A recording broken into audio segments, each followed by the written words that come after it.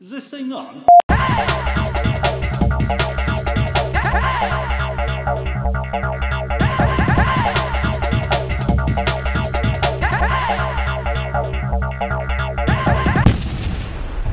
I can talk a bit about the new Economizer. Go back here. So, first thing you're going to notice about it, it's got a display on it.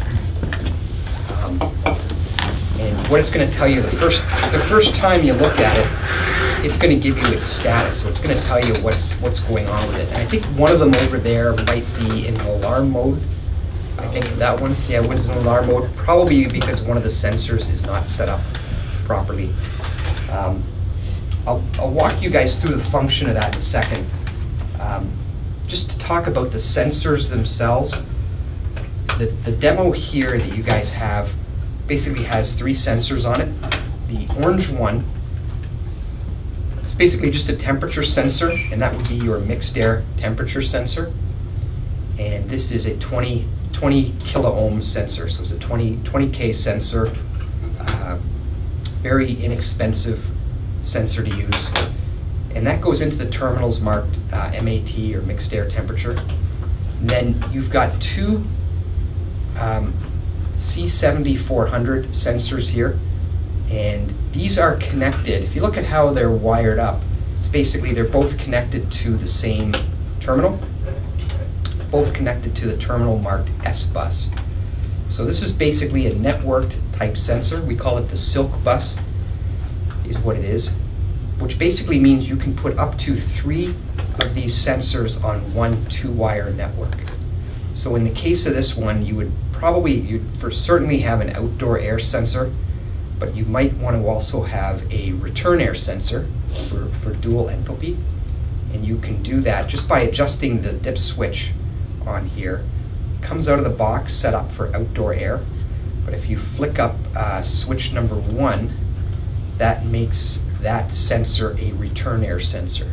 So the system reads it as this one is an outdoor sensor, this one is a return air sensor, and they're both sitting on the same 2-wire network. Okay, so that's the sensors basically. So the 7400 can take the place of the 7250? It could, yep. It could. And it would still stay on the S bus? Correct, yeah, it would be, that would be your mixed, that would turn into your mixed air temperature, so you could have 3 cost-wise, what's the difference?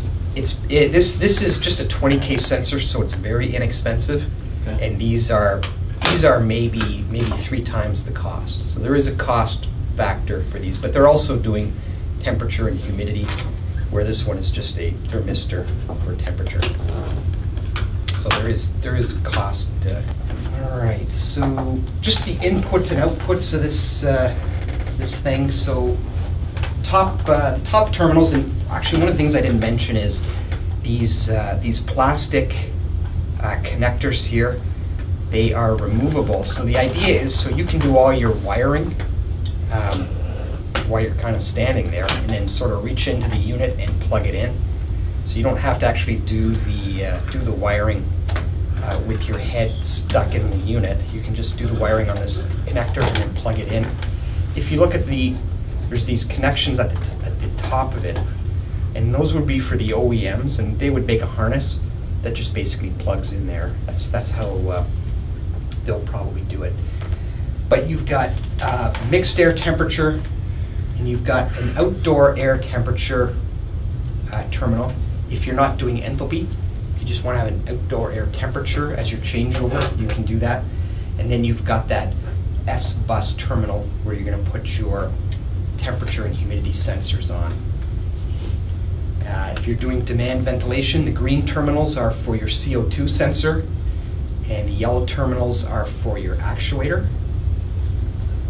And then on the other side, you've got power. So C and R is common, and R. And then, so think about this one where the terminals are marked 1, 2, 3, 4, and 5, which really don't make a lot of sense unless you have the wiring diagram in front of you. On this one, it's marked Y1 in and Y1 out, Y2 in, Y2 out. So Y1 in from the thermostat, Y1 out to the equipment. That's how that basically wires up. Then you have an auxiliary output, and you can configure this. You also have an exhaust output.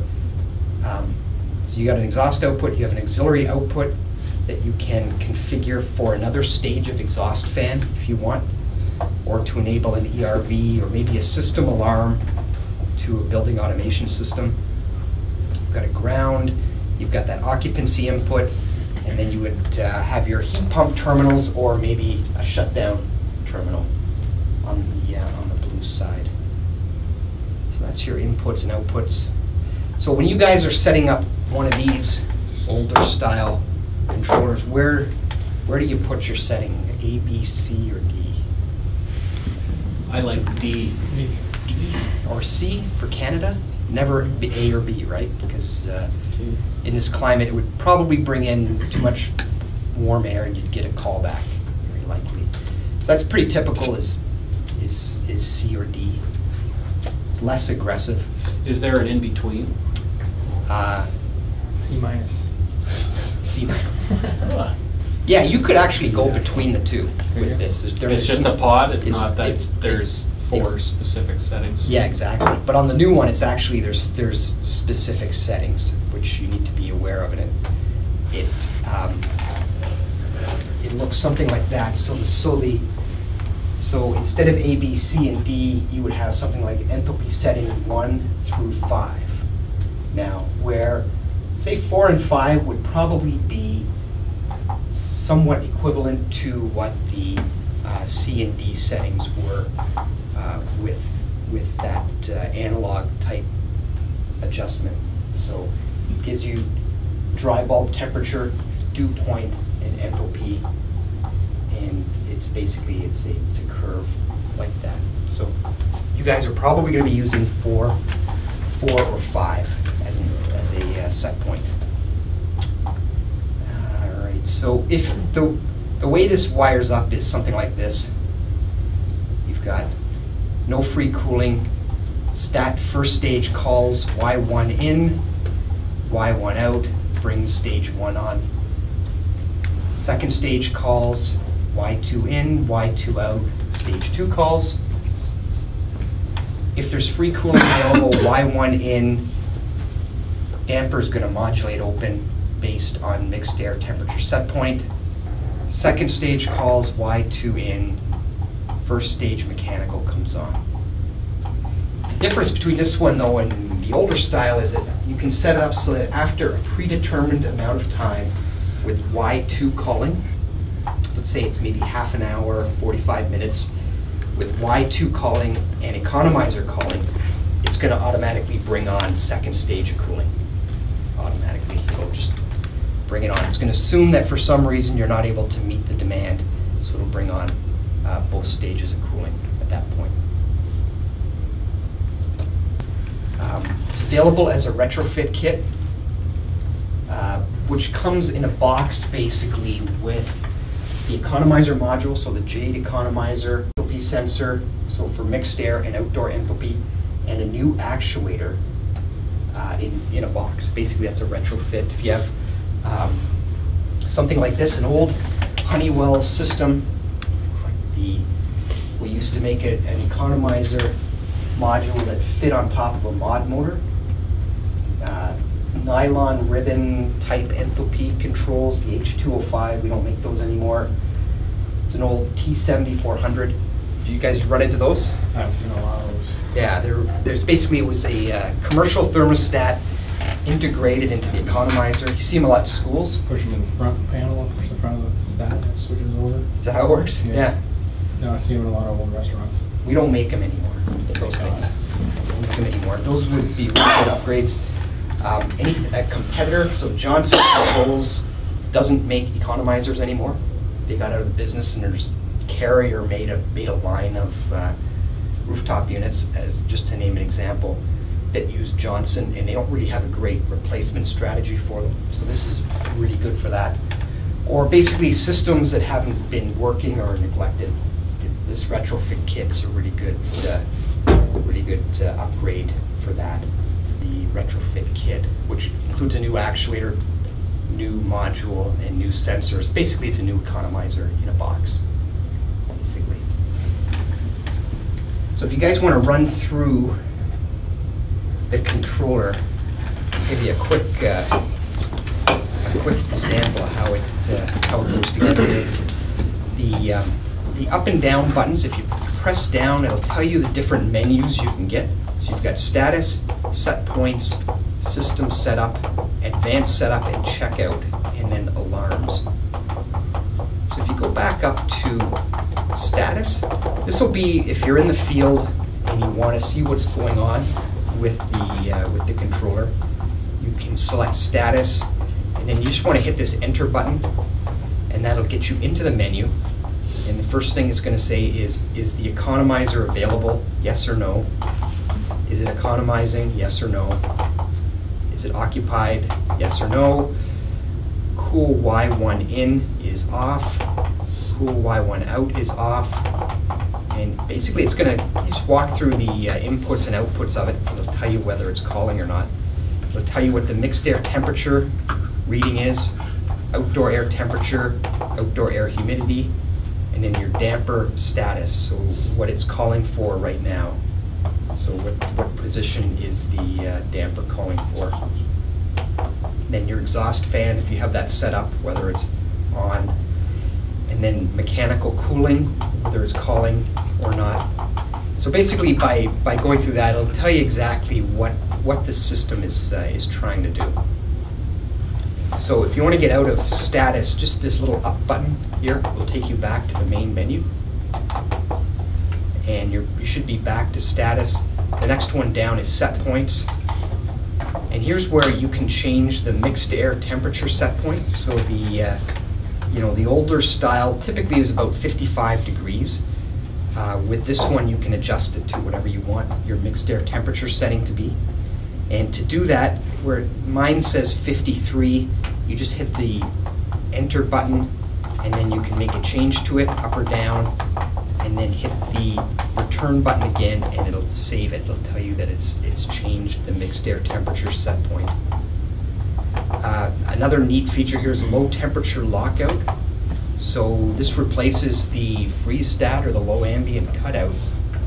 This will take the place of that, so it won't bring on the mechanical cooling below whatever temperature you plug in here. So it's a nice thing to have. Here's where you hit the down key again. Here's where you enter your enthalpy curve. So ES 1, 2, 3, 4, 5. You would plug in there to set it up, much like you would dial in A, B, C, and D in the old one. Cool. So you want to do that as a checkout? As a checkout or as a temporary, you're on the site and you can't get the economizer to turn mechanical cooling on. Right. Because of that sensor. And you just unplug the sensor, mechanical cooling automatically comes on, stays on for you until you can replace that sensor. It's just something like that. Yeah, here. so if you go to hit the up button, hit that up button, it gets you back to the main menu. And you're in the last one, actually. The second last one is checkout. Yep. If you go to that one and select enter, you can do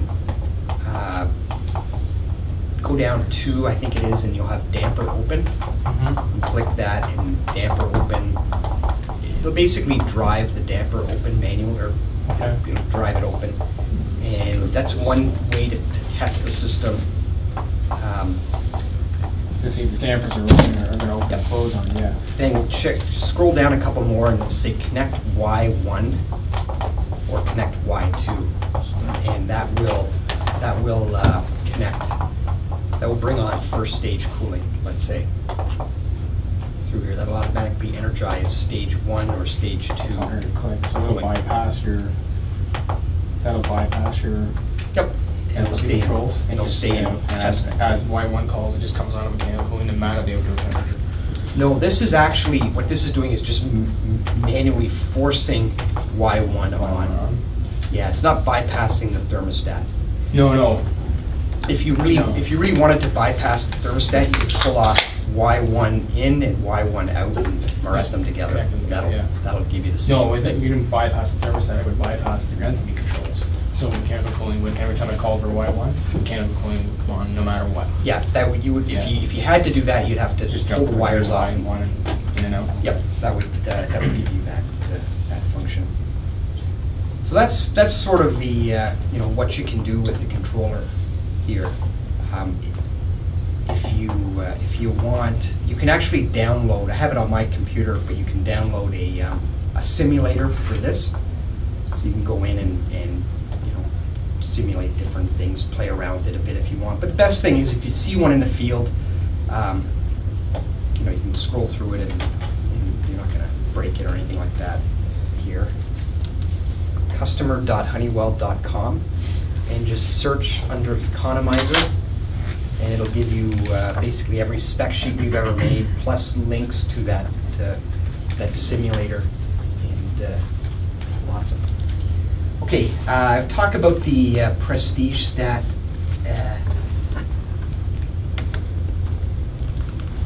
And I've got one here, I can show you. And unfortunately, I actually have a demo for this too, but my computer doesn't work on your system. So it might be. I saw one of those today. You saw one I saw one today on the job site. on a job site? Yeah. Yeah. So they've actually had this Prestige Stat in our residential group for, I don't know, probably 3 or 4 years. It's been around a long time. But they recently changed it and made it like a version 2.0. And we've made it so that basically you power this thing up and it says, what language do you want to speak? English, French, or Spanish? And the second question it asks you is it a commercial or residential application? And if you select commercial, basically it becomes really like our most powerful commercial thermostat. It's got all the features that any high-end commercial stat would have. It's really lots of features built into it. There's 2 different versions of this.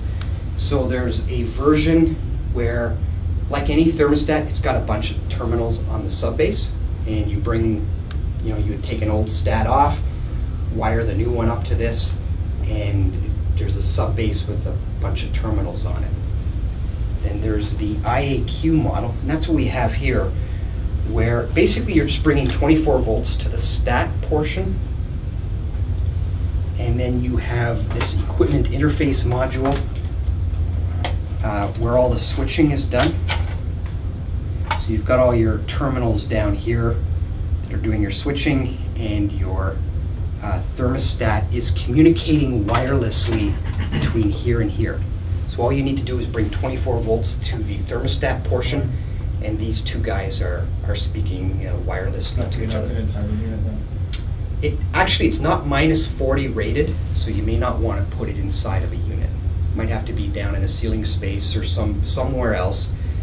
The technology, the wireless technology, is really robust. It's based on our wireless security system that's been around for a long time, like more than 10 years. And you're probably not going to have any problems communicating, so you can really mount that thing wherever you need to. They'll end up talking to each other pretty well. How far can you go? What's the range? The range, it's a hard question to answer because all buildings are different. Right. If you were to go into the open air, it'd be about a kilometer range. Really, it's pretty far. Mm-hmm. You could go, our residential group has had these for a number of years, and 10,000 square foot house, no problem. They almost never hear about a problem being able to communicate. I probably wouldn't put one in an industrial application where there's drives and stuff like that. But in an office space or like a small commercial job, I don't think you'd have any trouble with it at all. So there is a demo where you can go in and unfortunately it's not on here. But basically the thermostat, like I said, it will basically do any application. But it brings us to, we look at internet access in North America is really high, and smartphone penetration is really high as well. Like a lot of people, most everybody has a smartphone now. So there's a bit of a gap between building automation, so the stuff that AIRON sells to commercial customers, the high-end building automation is great, because it's Honeywell, so it's great. But there's also a need for something that's very inexpensive and easy. You don't necessarily have to have a tech, like a building automation tech install it. So what we have is the ability to communicate with these prestige stats through this guy. This is our RedLink Internet Gateway, and what I did was I plugged it into the wireless router here, and this guy comes with a power connection and it comes with an Ethernet cable. So really all you need to do is plug this guy into the back of a port on the router, and it's got a little green light here that tells me it's communicating on the internet, and it's communicating wirelessly. Now, so what you end up with is something like this. You can go into the internet in my house, and that's what it's reading right now in my house. So it's indoor temperature and indoor humidity, outdoor temperature, outdoor humidity. I can make the system go between heat off and cool if I want to. And there is, if I had multiple locations, then I would be able to see all of them. So if I had another location, maybe another building I looked after, maybe it was a cottage or something like that, it would show up here. There'd be the address and the thermostat located in that zone. So this, the thing about this is it's really easy to do. So basically I'm going to go to a thing called Wireless Device Manager. I'm going to add a device to it. I'm going to see if I can make it talk to this gateway here. What it's going to do, I'm just going to push a button on the bottom of this gateway. It's a little button here, and we'll see if it can find it. We hope these two guys will start communicating wirelessly, so the stat will communicate wirelessly with this guy, and we hopefully should be able to see it online. Anyway, that's basically how it works. Is you make the thermostat go look for this thing, push this button, it'll find it, they'll connect together. You go to the website, you enter in the numbers that are on the bottom of this gateway, and it will automatically go out and find the gateway every time you log into the website. So it's really easy to do. So you can adjust it from there too, or is it just monitor only? Yep, I can go in and adjust it. I can change it heat off or cool. I can change the temperature if I want to. And the cool thing about it is you can add email addresses so that if something happens, so if your heat goes above or below, or your cooling goes above or below, or your humidity goes above or below a certain point, it'll send emails out to up to 6 addresses. So, you know, a guy who wants to look after a building but doesn't want a big automation system, just wants some control, it's perfect for that. And it's not a building automation system. It's really priced to be like a thermostat, really. A couple of neat things with it. You've got the that's the remote sensor for it. So that's it's a wireless remote sensor. You can have up to 5 of them in the building, and it'll take an average of the 5 sensors back to the thermostat. These are fairly inexpensive sensors. How far are the ranges on that? It's the same. They're all the same. Yep. It's very Go through wide drywall range. pretty good? What's that? Goes through drywall pretty good? Yeah, drywall isn't a problem. Steel studs? Steel studs, not a problem. Oh, yeah. What kind of batteries in that thing? That is a AAA battery. How long does it last for? That'll give you a couple of years out of it, and if it fails, it'll tell you on here if the sensor is starting, the battery is low on the sensor. It'll give you a warning indication on here. What happens if your neighbor has this? The way it works is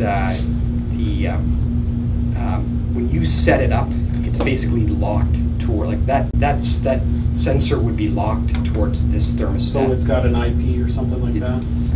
I don't think it's an IP, but there's Or a a way. neuron ID or something like that? There's a way of identifying it on the network. Yeah. Yeah. How do you know what your address is? Is there a sticker on the back of it, or? You don't. You actually.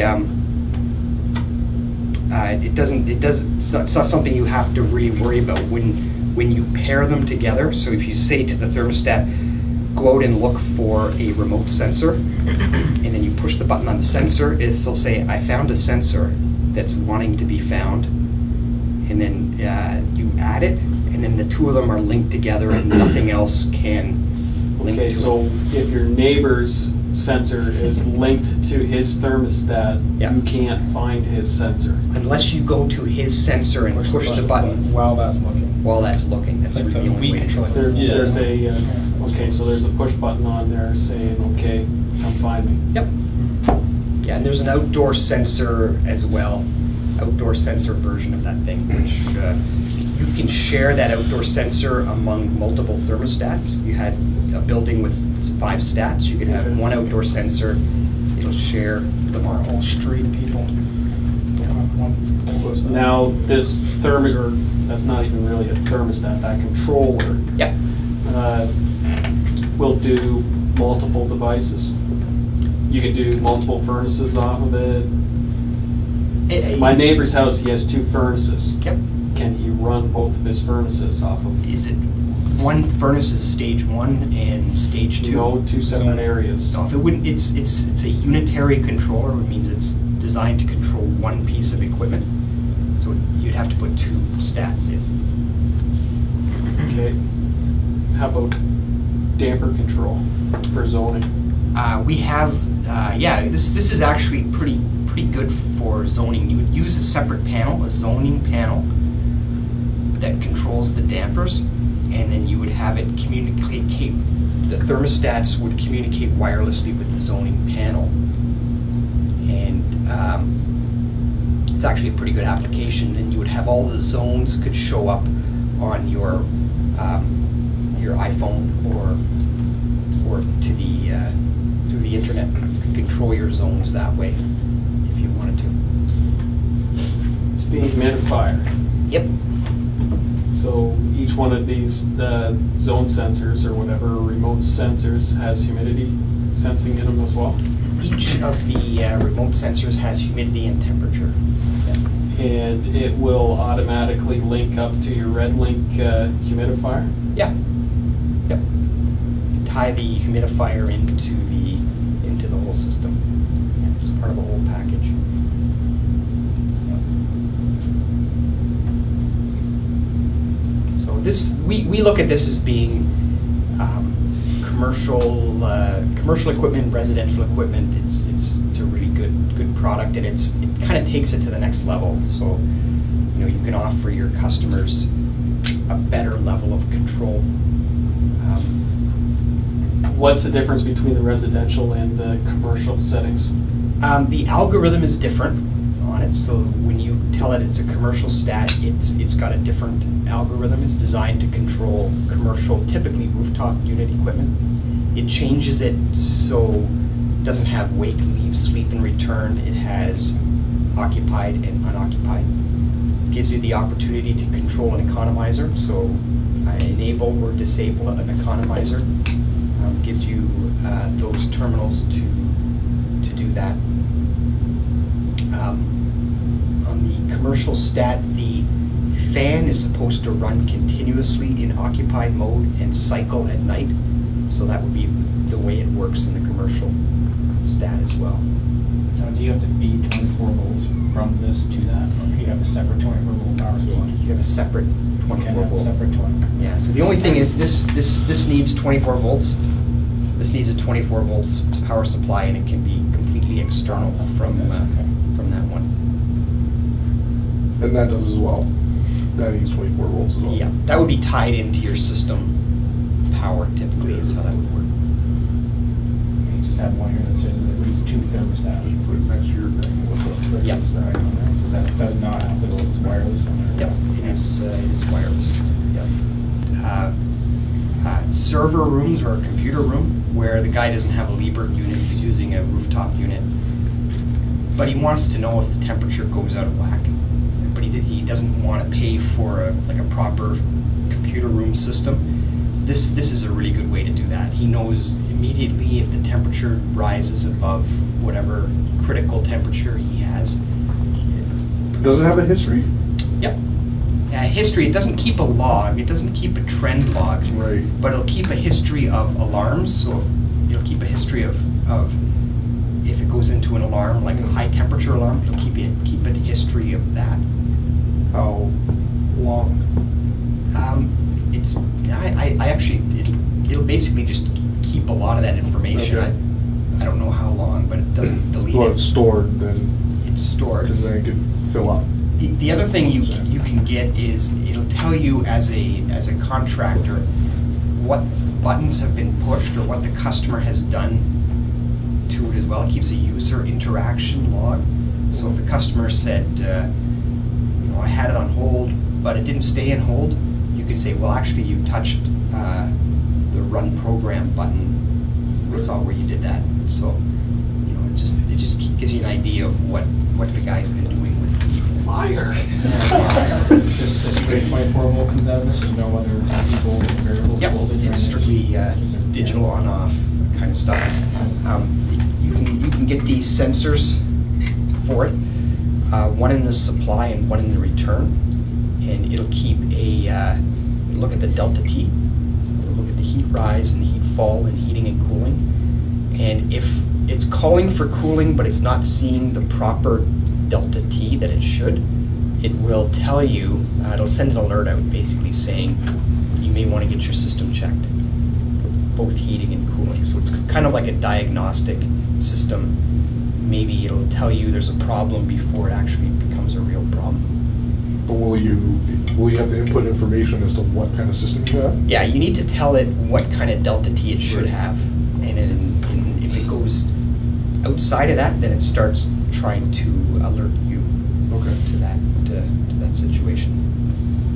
Another good example, we used one of these. It was a factory that closed down up in Newmarket, and they pulled everything out of there, all the equipment out of there. All the telephone, computer equipment was out. It was basically an empty building, but the owners were concerned that something might happen and the building might freeze, the heat might go off, the building might freeze. So we basically put in 4 of these throughout the factory floor, and we used Bell Canada has a 3G wireless router. You use that up in the country somewhere you weren't connected, you didn't have a DSL or a cable. You can buy this 3G modem, and we just put one of those in, connected the red link to it, and it worked great all through the winter. The customer could log in from the US, wherever he was, and he would see what's going on. If there was a problem, he would get an email right away telling him there's a problem in the building. So it's a lot less money than having a security guard look after the space for him. So that was a good application.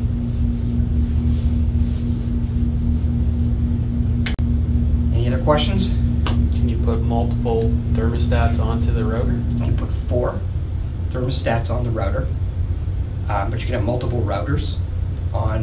You can plug multiple routers into the cable modem or whatever you've got. You can have not really unlimited, but you can have a lot tied in. If you have around 7 ports, you can have 7 different ones. Yep. There's no way to run these with a ductless split or anything, is there? Ductless split. You're talking about your computer rooms, right? Because they use a lot of ductless splits. What You kind run of- that as your controller? That's why I was asking about the different voltages coming out of it, right? What do they need? Depends on the unit. Some Yeah. are 24, some are of variable voltage. Okay. That's Anything fine. that's 24 volts on, off, heat, cool. 3 heat, 3 cool, up to 3 heat, 3 cool. You can use this for. Anything that's kind of like proprietary, probably not. Like a Carrier Infinity system, probably not. They can use their own controllers. Yeah. So.